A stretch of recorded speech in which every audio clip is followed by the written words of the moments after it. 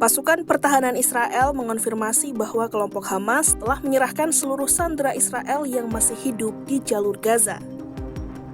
Langkah ini menjadi bagian dari fase pertama rencana perdamaian Presiden Amerika Serikat Donald Trump yang ditujukan untuk mengakhiri perang 2 tahun di wilayah tersebut.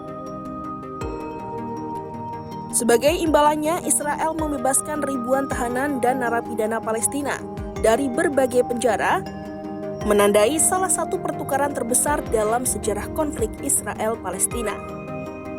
Kesepakatan tersebut memicu gencatan senjata antara pasukan Israel dan Hamas yang mulai berlaku Jumat 10 Oktober 2025. Sejak saat itu, jumlah bantuan kemanusiaan yang masuk ke Gaza meningkat tajam, dan pasukan Israel mulai menarik diri dari sejumlah wilayah utama. Setelah fase pertama ini selesai, negosiasi tambahan akan dilakukan untuk menyusun tahapan berikutnya dari rencana perdamaian 20 poin yang digagas oleh Trump.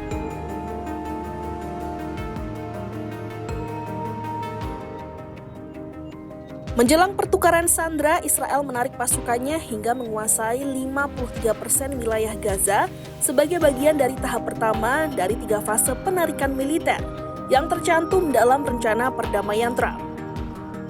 Pasukan multinasional beranggotakan sekitar 200 tentara, diawasi oleh militer Amerika Serikat, akan memantau pelaksanaan gencatan senjata. Pasukan ini akan melibatkan Mesir, Qatar, Turkiye, dan Uni Emirat Arab tanpa keterlibatan langsung pasukan Amerika di Gaza.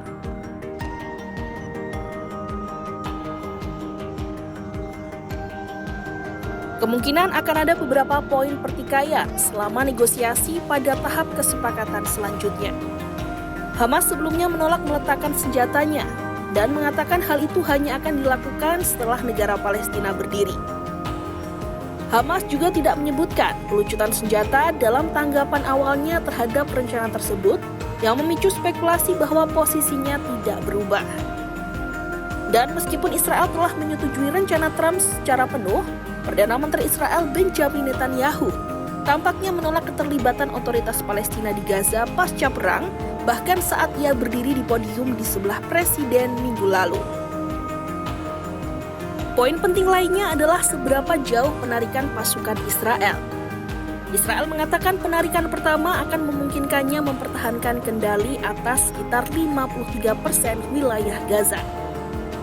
Meski begitu, kata-kata yang tercantum dalam poin ini tidak memberikan batas waktu yang jelas untuk penarikan penuh Israel, sesuatu yang sangat ingin diperjelas oleh Hamas.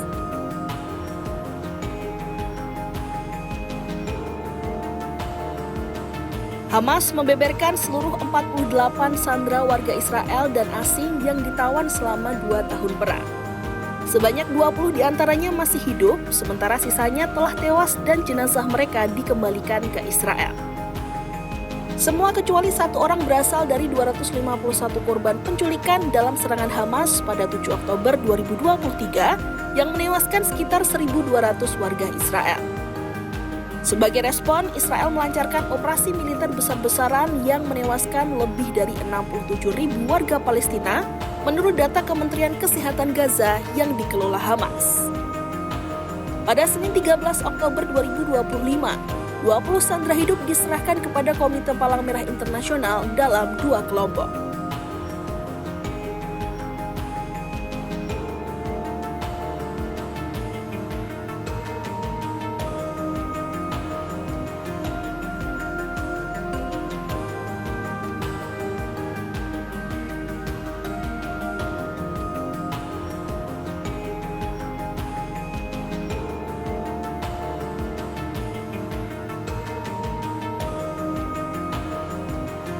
Sementara itu, sebagai bagian dari pertukaran, Israel setuju membebaskan 250 tahanan Palestina yang menjalani hukuman seumur hidup, serta 1.718 tahanan lainnya dari Gaza, termasuk 15 anak di bawah umur. Namun, daftar pembebasan tidak mencakup tokoh penting Palestina seperti Marwan Barghouti, yakni pemimpin Fatah yang masih ditahan di Israel dengan hukuman seumur hidup, dan Ahmad Sadat yang dihukum 30 tahun penjara. Keduanya dianggap simbol perlawanan dan pembebasannya menjadi tuntutan utama Hamas. Sekitar 100 tahanan akan dikembalikan ke tepi barat, 15 ke Yerusalem Timur, dan 135 lainnya akan dideportasi ke Gaza atau negara lain.